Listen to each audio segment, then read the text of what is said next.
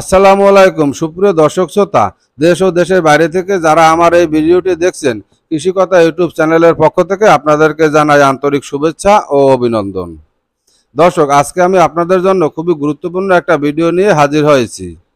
আজকে আমি এই ভিডিওতে আপনাদের দেখাবো চাল কুমড়ার বীজ থেকে শুরু করে একদম ফলন ধরা পর্যন্ত স্টেপ বাই স্টেপ। আরও দেখাবো কিভাবে চাল কুমড়া গাছের পরিচর্যা করতে হয়। আর আমি সবসময় বলি যে যার গাছে যত বেশি পরিচর্যা করবে তার গাছে তত বেশি ফলন ধরবে। আমি আশা করি এই ভিডিওটি দেখে যদি আধুনিক পদ্ধতিতে চাল কুমড়া চাষ করেন তাহলে 50 থেকে 55 দিনে ভালো একটা ফলন পাবেন। আর এই ভিডিওটি দেখে যদি আপনাদের কোনো উপকারে আসে তাহলে এই ভিডিওতে একটি লাইক এবং আমার এই কৃষিকথা ইউটিউব চ্যানেলটি সাবস্ক্রাইব করতে ভুলবেন না, এই আশা ব্যক্ত রেখে শুরু করছি মূল আলোচনা। চাল কুমড়া চাষ করার জন্য প্রথমে একটি গর্ত করে নেবেন। গর্তটির দৈর্ঘ্য প্রস্থ উচ্চতা হলো 12x12x12 ইঞ্চি। এখন এই গর্তটির মধ্যে কিছু শুকনো গোবর সার দিয়ে দিবেন। এই শুকনো গোবর সার দেওয়ার কারণ হলো যাতে বীজগুলো খুব সহজেই অঙ্কুরোদ্গম হয়। আপনাদের সংগ্রহে যদি শুকনো গোবর সার না থাকে তাহলে কাঁচা গোবরও দিতে পারেন, তবে এক্ষেত্রে 5 থেকে 7 দিন রোদে শুকিয়ে নিতে হবে। ভিউয়ার দেখেন, এই গর্তে শুকনো গোবর সার দিয়ে দিয়েছি। আর এই শুকনো গোবর সার কিন্তু ভালোভাবে উল্টিয়ে পাল্টিয়ে মাটির সাথে মিশিয়ে দিতে হবে। এখন এই মাদার মধ্যে বীজগুলো রোপণ করে দেওয়ার জন্য উপযুক্ত হয়েছে। আপনারা চাইলে জমি থেকে মাদা 3 থেকে 4 ইঞ্চি পরিমাণ উঁচু করে নিতে পারেন। এতে করে যদি পরবর্তীতে প্রচুর পরিমাণ বৃষ্টিও হয় তাতে কিন্তু মাদার মধ্যে পানি জমবে না। এখন এই মাদার মধ্যে বীজগুলো লাগিয়ে দিতে হবে। আর বীজগুলো রোপণের আগে 5 থেকে 6 ঘন্টা পানিতে ভিজিয়ে রাখতে হবে। যদি বীজ না থাকে তাহলে কিন্তু চারাও লাগাতে পারেন। যদি বীজ রোপণ করেন তাহলে মাটির 1 থেকে 1.5 ইঞ্চি নিচে পুঁতে দিবেন। এতে করে বীজগুলো খুব সহজেই অঙ্কুরোদ্গম হবে। এরপরে নিয়মিত পানি দিলে দ্রুত সময়ের মধ্যে বীজগুলো গজিয়ে যাবে।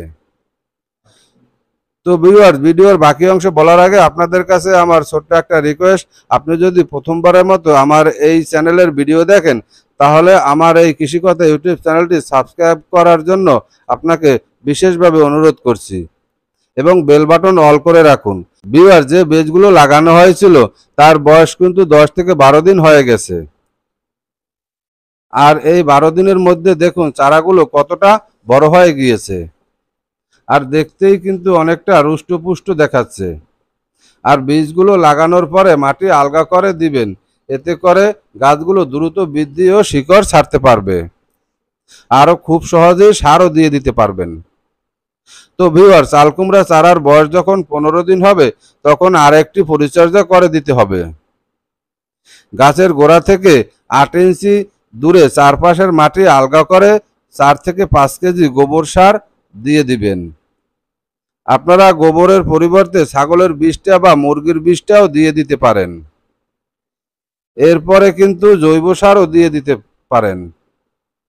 জৈব সার আপনারা 20 টাকা কেজিতে পেয়ে যাবেন সারের দোকানে। এই জৈব সারে আছে ক্যালসিয়াম, ফসফরাস, আয়রন, সীসা, কপার এবং গাছ বৃদ্ধির জন্য সব খাদ্য উপাদান। আপনারা 200 থেকে 250 গ্রাম জৈব সার দিতে পারেন। গাছের চারপাশে ঘুরিয়ে ঘুরিয়ে দিয়ে দিবেন। তো ভিউয়ার, সার দেওয়া শেষ হলে চারপাশের মাটি দিয়ে ঢেকে দিতে হবে। আপনারা চাইলে 15 দিন পর পর এই জৈব সারটা গাছের গোড়ায় দিতে পারেন। এছাড়াও আপনারা চাইলে এই গাছে রাসায়নিক সারও দিয়ে দিতে পারেন। আর রাসায়নিক সার দিলে কিন্তু ফলন আরও বেশি হবে। সার দেওয়া শেষ হলে চারদিক দিয়ে খুব ভালোভাবে মাটি দিয়ে ঢেকে দিবেন। এতে করে গাছগুলো দ্রুত শিকড় ছাড়বে। আর গাছের গ্রোথ যদি ভালো থাকে তাহলে একটা নির্দিষ্ট সময় পর প্রচুর পরিমাণে ফলন ধরবে। তো ভিউয়ার্স, এই ভিডিওর কোথাও যদি আপনার বুঝতে অসুবিধা হয় তাহলে কমেন্ট করে যে কোনো সমস্যার সমাধান জানতে পারেন। আমি কমেন্টের উত্তর দিয়ে আপনাদের সহযোগিতা করার চেষ্টা করব। আপনারা গাছগুলোতে নিয়মিত পানি দিবেন। দেখুন ভিউয়ার, গাছগুলো কিন্তু এখন ডগা নিতে শুরু করেছে আর দেখতেও খুব সতেজ ও রুষ্টপুষ্ট, যা দেখলেই বোঝা যায়। এখন এই গাছগুলোতে মাচা দিয়ে দিতে হবে। আর একটা কথা বলে রাখি, নিয়মিত সকালে বা বিকালে পানি দিতে হবে অবশ্যই। তবে দুপুরে বা রোদের মধ্যে কখনো পানি দিবেন না, এতে করে গাছের ক্ষতি হতে পারে। এরপরে ফিরে আসছি গাছ মাচায় উঠিয়ে দেওয়ার পর। তো ভিউয়ার, এখন কিন্তু গাছের বয়স 30 দিন। আর দেখুন ভিউয়ার, গাছ কতটা বড় হয়ে গিয়েছে। আর সুন্দর করে মাচাটা দিয়ে দিবেন। আপনারা কিন্তু স্ক্রিনে দেখতেই পারছেন মাচাটা কিভাবে দেওয়া হয়েছে। আপনারা আপনাদের পছন্দ মতো মাচা তৈরি করে দিয়ে দিবেন। আর মাচা দেওয়া হলে গাছের গোড়ার দিকের কিছু বয়স্ক পাতা ছিঁড়ে ফেলবেন, এতে করে গাছের গোড়ায় পর্যাপ্ত পরিমাণে আলো বাতাস পাবে। আর গাছ কতটা সবুজ দেখলেই বুঝতে পারেন, কারণ হলো এই গাছ পর্যাপ্ত পরিমাণে খাবার পাচ্ছে বিধায় এত ভালোভাবে বেড়ে উঠতেছে। তো ভিউয়ার, ফিরে আসছি গাছে ফলন আসার পরে। এখন দেখুন ভিউয়ার্স, 50 থেকে 55 দিন পর গাছগুলোতে প্রচুর পরিমাণে ফলন ধরছে, যেটা আপনারা নিজেরাই দেখতে পারছেন।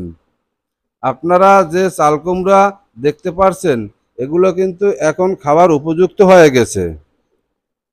আর পারিবারিক চাহিদা মেটানোর পর অবশিষ্ট থাকলে আপনারা কিন্তু এগুলো বাজারে বিক্রিও করতে পারেন, কারণ চাল কুমড়া বাজারে কিন্তু প্রচুর পরিমাণে চাহিদা রয়েছে। তো ভিউয়ার্স, যদি গাছে কোনো পোকামাকড় বা ছত্রাক নাশক ভাইরাস আক্রমণ করে, তাহলে কিন্তু আপনারা নিয়মিত স্প্রে করে দিয়ে দিবেন। আর এই গাছ এতটা সুস্থ সবল ছিল, যার কারণে কোনো স্প্রে করতে হয় নাই। সবশেষে বলবো, আপনারা যদি আমার এই দেখানো পদ্ধতি অবলম্বন করে চাল কুমড়া চাষ করেন, তাহলে অবশ্যই ভালো ফলন পাবেন, আশা করি ইনশাআল্লাহ। মাটিতেই সৃষ্টি মাটিতেই শেষ, এই স্লোগানকে সামনে রেখে আজকের মতো বিদায় নিচ্ছি। আমি মোহাম্মদ সোহেল হাওলাদার। দেখা হবে অন্য কোনো ভিডিওতে, কথা হবে অন্য কোনো বিষয় নিয়ে। সে পর্যন্ত সবাই ভালো থাকুন, সুস্থ থাকুন, আর কৃষিকথা ইউটিউব চ্যানেলটি সাবস্ক্রাইব করে পাশেই থাকুন। আল্লাহ হাফেজ।